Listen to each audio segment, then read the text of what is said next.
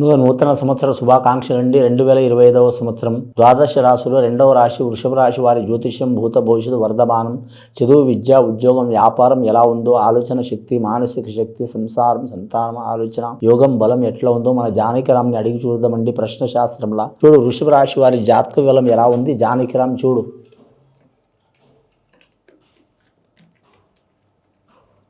వృషభ రాశి వారి జాతకంలో బెజవాడ కనకదుర్గమ్మ వచ్చిందండి. అమ్మదయ ఉంటే అన్ని ఉన్నట్లే అన్నట్టు వృషభ రాశి వారికి మాత్రం చాలా వరకు మంచి యోగ బలాలు ఉన్నాయండి. నవగ్రహాలు వీరికి 7 గ్రహాలు అనుకూలంగా ఉన్నాయండి, 2 గ్రహాలు అనుకూలంగా లేవు. వీరి జాతక బలానికి చంద్రగ్రహం, రాహుగ్రహం ఈ 2 గ్రహాలు అనుకూలంగా లేవు కాబట్టి చంద్రగ్రహం అనుకూలంగా లేనందువలన మానసిక ఒత్తిడి చాలా ఉంటది. ఆలోచన శక్తి చంచల గుణం ఉంటది, గంటకో గుణం ఉంటది. రోహిణి నక్షత్రం, శ్రీకృష్ణుని నక్షత్రంలో పుట్టిన వారు ఖచ్చితంగా వారు మాత్రం ఎవరికి పూజ చేసినా చేయకపోయినా విష్ణుమూర్తి పూజ చేయటం చాలా వరకు మంచిది. అలాగే మృగశిర నక్షత్రంలో పుట్టిన వారు వీరు జాతకంలో చూడాలంటే మాత్రం భరణి నక్షత్రంలో పుట్టిన వారు మృగశిర ఘడియలో పుట్టిన వారు కూడా కలిసి వచ్చే అవకాశం ఉంటుందండి. వీరు జాతక బలంలో చూడాలంటే మాత్రం విద్యాస్థానంలో మాత్రం గురుగ్రహం అనుకూలత ఉంది కాబట్టి విద్యార్థులకు కలిసి వచ్చే అవకాశం ఉంది. మార్చి నెలలో మాత్రం మార్చి నెలలో మాత్రం 10వ తరగతి ఘడియల్లో మాత్రం చాలా వరకు శుభ సూచకాలు వస్తాయండి. అమ్మాయిలు కావచ్చు, అబ్బాయిలు కావచ్చు, ఖచ్చితంగా మాత్రం పరీక్షల్లో గెలిచే అవకాశాలు ఉంటాయండి. నేను చెప్తే జరగవండి, మీరు కూడా ఖచ్చితంగా ట్రై చేయాలి. బాలలు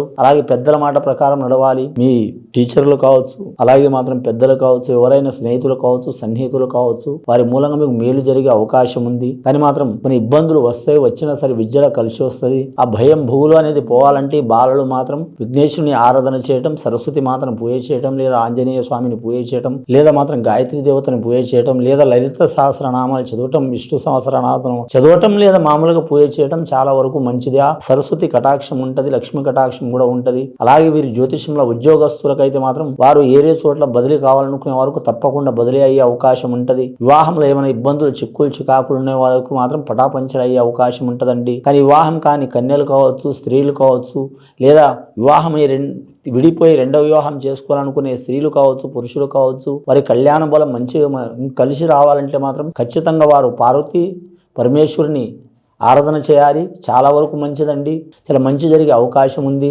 అన్నదమ్ములతో విరోధం ఉన్నా, కుటుంబంతో విరోధం ఉన్నా, దారిద్ర బాధలున్నా తొలగిపోయే అవకాశాలు ఉన్నాయి. వృషభ రాశి వారికి లక్కీ నెంబర్ 6 వస్తుందండి. శుక్రవారం, మంగళవారం, గురువారం మంచిది. అలాగే వీరి జాతకానికి వజ్రం వాడకటం మంచిదండి. వీలైతే వీరి జాతక బలానికి అన్నదానం, గోదానం, భూదానం, వస్త్రదానం, సువర్ణదానం ఏదైనా చేయొచ్చు. వీటిలో ఖచ్చితంగా మాత్రం గోమాత్రం పూజ చేయడం కూడా మంచిది. ఇది విని చూసి ఆచరించే వారికి మంచి ఫలితాలు కలుగుతాయండి. శుభం భూయత్.